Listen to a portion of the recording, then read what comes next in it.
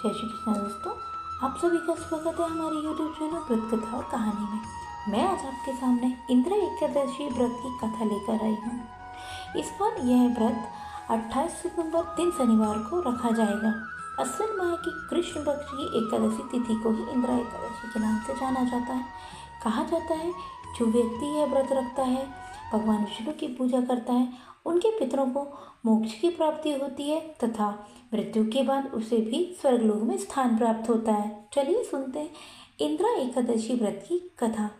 कथा के अनुसार एक बार युधिष्ठिर ने भगवान श्री कृष्ण से कहा कि आप मुझे अश्विन कृष्ण एकादशी व्रत के बारे में बताइए। इस पर भगवान श्री कृष्ण कहते हैं, इस एकादशी को इंद्र एकादशी के नाम से जाना जाता है, जो सभी पापों को नष्ट करके पितरों को मुक्ति प्रदान करता है। इतना ही नहीं, जो केवल इंद्र एकादशी व्रत की कथा को सुन लेता है, उसे वाजपेयी यज्ञ कराने के बराबर का फल प्राप्त होता है। चलो मैं तुम्हें इसके बारे में बताता हूँ। सतयुग में महिषावती नगर पर राजा इंद्रसेन का शासन था। उसका राज हर प्रकार के सुख और सुविधाओं से भरा था। धन धान की तो जैसे कोई कमी ही नहीं थी। एक दिन नारद जी इंद्रसेन के राज दरबार में प्रकट हुए। देवर्षि को देखकर राजा ने उनका आदर सत्कार किया और उनके आने का कारण जानना चाहा। इस पर नारद जी ने कहा कि वे यमलोक गए थे, जहाँ पर तुम्हारे पिता से मुलाकात हुई। उन्होंने तुम्हारे लिए कुछ संदेश भेजा है। नारद जी ने इंद्रसेन को बताया कि वे एकादशी का व्रत करते थे। किसी कारणवश वह व्रत छूट गया। उसकी वजह से उनको यमलोक में यमराज के निकट समय काटना पड़ रहा है। यदि तुम चाहो तो इंद्र एकादशी का व्रत रख सकते हो और उनको इससे मुक्ति दिला सकते हो और वे स्वर्ग की प्राप्ति कर लेंगे।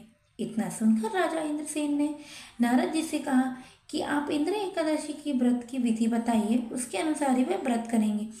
इस पर नारद जी ने कहा, इंद्र एकादशी के दिन तुम स्नान करने के बाद पितरों के लिए तर्पण श्राद्ध आदि करना, वहाँ पर भगवान शालिग्राम की मूर्ति जरूर रखना। उसके बाद ब्राह्मण भोज कराना, दान दक्षिणा देना, गाय को भी भोजन का कुछ अंश खिलाना।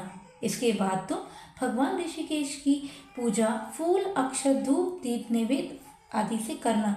रात के समय जागरण करना। उसके अगले दिन दैनिक क्रियाओं से निवृत्त होकर पूजा पाठ करना। ब्राह्मण भोज, दान दक्षिणा दो, फिर पारण करके व्रत को पूरा कर लो। नारद जी ने इंद्रसेन से कहा कि तुम विधि विधान से इंद्र एकादशी का व्रत करोगे तो तुम्हारे पिता को इससे मुक्ति मिल जाएगी और वे स्वर्गलोक को प्राप्त कर जाएंगे। इतना कहकर नारद जी वहाँ से चले जाते हैं।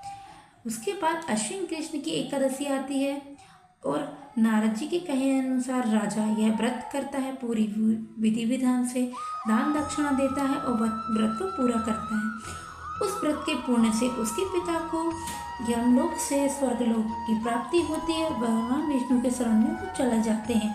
जब इंद्रसेन की मृत्यु होती है तो उसे भी स्वर्गलोक की प्राप्ति